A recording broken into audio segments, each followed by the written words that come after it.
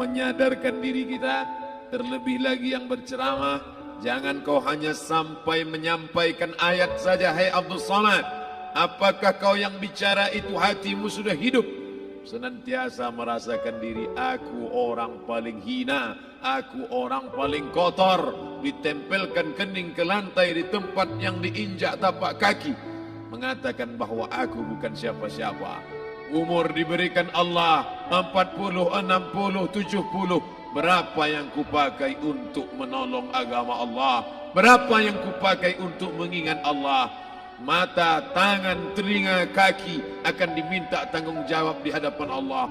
Dulu dibangga-banggakan, dihormati, dimuliakan. Yang kami muliakan Al-Mukarram, Al-Ustadz. Tapi pada saat tiba masanya, yang kita bawa tak lain tak bukan innallaha la yanzuru ila ajsamikum. Allah tak menengok badan, fisik, bentuk tubuh, baju. Ini sampulnya saja. Wala ila suwarikum, Allah tak menengok rupa, wajah. Walakin yanzuru ila qulub. Hati kamu yang bersih itulah yang kau bawa menghadap Allah Subhanahu wa taala. Yauma la yanfa'u malun, harta tak berguna. Wala banun, anak tak bisa menolong. Harta tak berguna, anak tak mampu menolong. Illa man atallah, kecuali orang yang datang menghadap Allah biqalbin salim, dengan hati yang bersih, hati yang tulus, hati yang memercikkan cahaya iman, hati yang bersih dari hasad, busuk hati, sum'ah, riya, takabbur. Itulah yang menolong di hadapan Allah Subhanahu wa taala. Apa kata Imam Ali radhiyallahu an? An-nasu niyam. Semua manusia waktu hidup itu tidur. Bapak tidur, ibu tidur, saya tidur. Semua orang waktu hidup itu tidur. Falamma matu, ketika dia mati, disitulah dia baru terjaga dari tidur panjang. Saat Israel mencabut nyawa, ditarikkan adalah satu centapan yang kuat. Disitulah kita baru terjaga dari tidur panjang. Betapa aku meninggalkan salat, betapa aku tak berzakat, betapa dulu kekuasaan. Aku lulus umur 30, pensiun 58, 28 tahun apapun tak pernah kubuat untuk agama. Sibuk membesarkan anak, sibuk mengurus warisan. Anak pun tak ingat dengan kita karena kita lupa menanamkan pendidikan agama di dalam otak kepalanya. Harta yang banyak tak sempat menolong agama Allah. Anak tunggal semata wayang tak sempat dididik agama. Istri meninggalkan dalam keadaan stres susah hatinya karena dia tak diajarkan sabar menerima ridha ketetapan takdir Allah. Dan paling celaka, tak pernah anggota tubuh ini dipakai untuk berzikir, muhasabah, mengingat Allah. Tak pernah mata dipakai menengok Quran, kitab suci Allah. Tak pernah dipakai hati merenung sejenak. Apa yang akan kubawa mati menghadap Allah Subhanahu wa taala. Abdul Somad dari dalam tanah naik ke atas tanah, ceramah, masuk balik ke dalam tanah. Yang kau bawa apa? Baju koko tinggal, peci tinggal, pakaian kehormatan tinggal. Yang kau bawa kain tidak berjahit, disobek, kerak. Itu yang akan menyampul kulitmu yang selama ini kau dimandikan, dibersihkan oleh ibumu dulu 60 tahun yang lalu. Sampai masanya kau lupa kapan kau dimandikan dulu. Sekarang ruh melihat, disebut dia ruh karena dia raha ya ruhu ruh, seperti aroma semerbak yang datang pergi hinggap. Ruh sampai masanya dia datang masuk ke dalam jasad. Ruh sampai masanya dia pergi meninggalkan jasad. Malam ini dimuliakan Al-Mukarram Haji Abdul Somad LCMA. Kenapa Abdul Somad ini dimuliakan? Karena ruh hinggap sejenak sebentar. Sampai masanya besok pagi dia ruh keluar dari dalam tubuh ini. Anak yang katanya ayahku sayang, istri katanya kaulah abang. Sampai masanya mereka tak lagi mau mendekat. Rumah itu saya yang buat, saya yang mengukurnya. Tapi begitu ruh sudah keluar dari badan, tidak satu pun semeter, sesenti, sejengkal, sehasta ada tempat di rumah itu untuk jenazah bernama jenazah Abdul Somad. Mana kawan, sahabat, andai tolan, anak menantu, teman sekantor, semuanya pergi meninggalkan. Yang tetap dibawa, kalau pernah kaki melangkah salat berjamaah di masjid, kalau pernah tangan mengusap kepala anak yatim, kalau pernah tangan mengucap subhanallah. Nanti di akhir tausiah kita akan berzikir, munajat, muhasabah diri, berdoa, mengenang apa yang akan kita bawa menghadap Allah Subhanahu wa taala. Datang malaikat membawa kain kafan dari cahaya, akan menyambut ruh yang mulia. Hadis riwayat Ahmad bin Ambal dalam kitab Al-Musnad, turun malaikat berlomba-lomba membawa kain putih dari cahaya, menunggu ruh akan keluar. Ruh menetes seperti embun di ujung daun. Daun tidak bergoyang, ranting tidak patah. Ruh menetes pelan turun ke dalam kain kafan, dibawa malaikat ke pintu langit. Tak sabar mereka menyambut. Inikah dia yang selama ini berjamaah? Berapa banyak yang masyhur terkenal di bumi, malaikat tak mengenal dia. Ini ruh siapa? Tapi ini bukan LCMA, dia bukan ustaz, dia bukan ulama, tapi imannya dalam, kekuasaan dipakai menolong agama Allah. Ruhnya keluar di bawah, semua malaikat mengucapkan salam. Inilah orang yang selama ini kami tunggu-tunggu, catatannya sudah lama. Setiap pagi petang, malaikat subuh membawa catatan namanya, malaikat malam membawa catatan namanya. Kami merindukannya.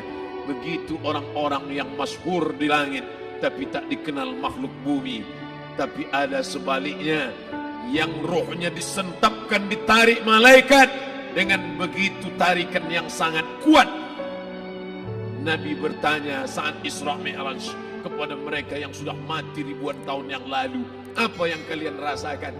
Yang satu mengatakan seperti tebasan pedang di tempat yang sama beratus kali.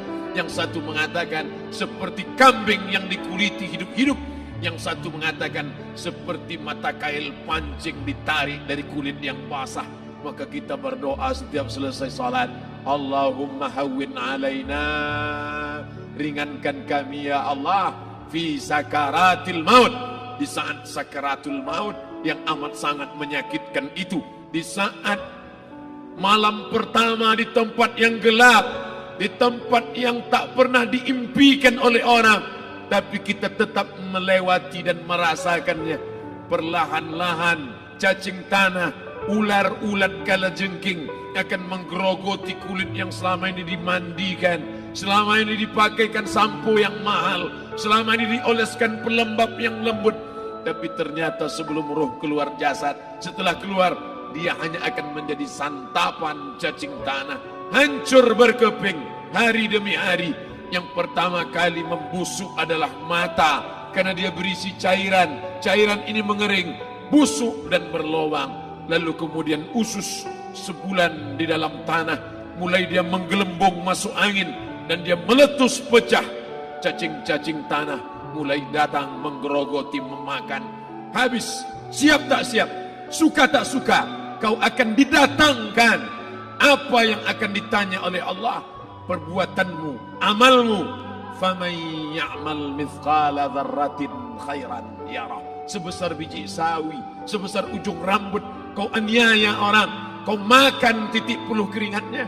U'tul ajira ajrahu, berikan upah pekerjamu, gaji tukang panenmu, gaji tukang cuci setrikamu. Kau makan, kau tahan 3 bulan. Dia tak menuntut, dia senyum, dia hanya mampu mengadu kepada Allah. Tapi titik peluhnya yang keringatnya, air matanya akan kau balas di hadapan Allah Subhanahu wa taala. Di saat itu tak ada siapa bisa menolong. Hari ini uangmu banyak, kau bayar pengacara handal 1 jam 100 juta, bebas tanpa syarat. Tapi di hadapan Allah semua akan bersaksi. Al-yawma nakhtimu ala, lidah yang selama ini pandai bicara dikunci, ditutup Allah taala yang akan bicara. Wa tukallimuna aydihim wa tashhadu arjuluhum, kaki akan bersaksi, tangan akan bicara. Bima kanu yaksibun, yang pernah dilakukan di masa yang lalu. Mata melihat seolah-olah nyata perbuatan itu pernah dilakukan dulu. Kita lupa, kita tak ingat. Tapi catatan malaikat terlalu terang benderang. Wa in kullun lamma jami'ul ladaina muhdharun. Catatan dibaca sampai-sampai orang itu tak percaya. Ma li hadzal kitab, kenapa buku catatan saya ini la yughadiru saghiratan, yang kecil-kecil, wala kabiratan, yang besar-besar, ahsaha, semua tercatat dalam buku catatan yang nyata. Dalam surat Al-Isra apa kata Allah? Iqra. Hari ini kalau dikatakan Iqra, baca Quran, Iqra, baca Yasin. Malam Jumat Iqra, baca surat Al-Kahfi. Tapi sampai hari itu Yasin tak bermakna, Al-Kahfi tak lagi disuruh baca, karena hidup sudah berakhir.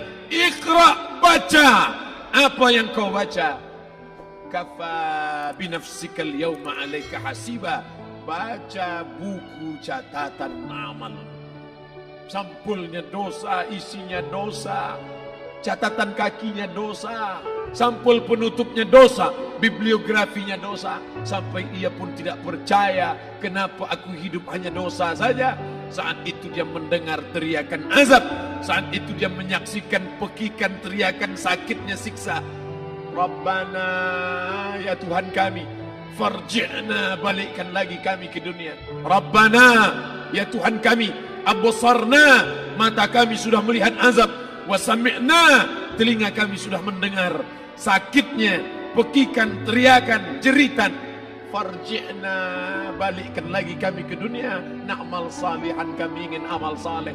Kami ingin bantu masjid, kami ingin sekolahkan anak yatim, kami ingin muliakan fakir miskin, kami ingin bantu panti jompo. Farji'na, balikkan lagi kami dunia. Kami ingin salat tahajud, kami ingin tahiyatul masjid, kami ingin puasa sunnah. Saat itu penyesalan tak lagi berguna. Na'mal salihan, kami ingin amal saleh. Andai kau beri kami tenggat waktu ya Allah, laula akhartani, kalau kau beri aku waktu, ila ajalin qarib, aku tak minta hidup 1000 tahun.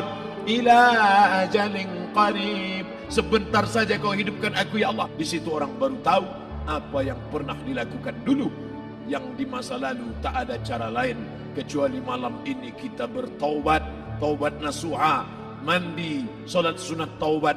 Ma min muslimin yuznibu zamban, ada orang silap, khilaf, buat dosa, salah. Siapa yang tak pernah salah? Sedangkan datuk moyang kita Adam pun salah, tapi dia mengetahui, sadar salahnya. Dia berdoa, Rabbana zalamna anfusana, kami sudah menzalimi diri kami. Wa illam taghfir lana, kalau kau tidak mengampuni kami, wa tarhamna, kalau kau tidak merahmati kami, lanakunanna minal khasirin, kami termasuk orang yang rugi ya Allah. Maka malam ini kita bermunajat kepada Allah, berdoa, mengenang masa lalu, bergelimang dosa, besok tak akan kita ulang. Kita minta ampun kepada Allah Subhanahu wa taala. Astaghfirullahalazim, astaghfirullahalazim, astaghfirullahalazim.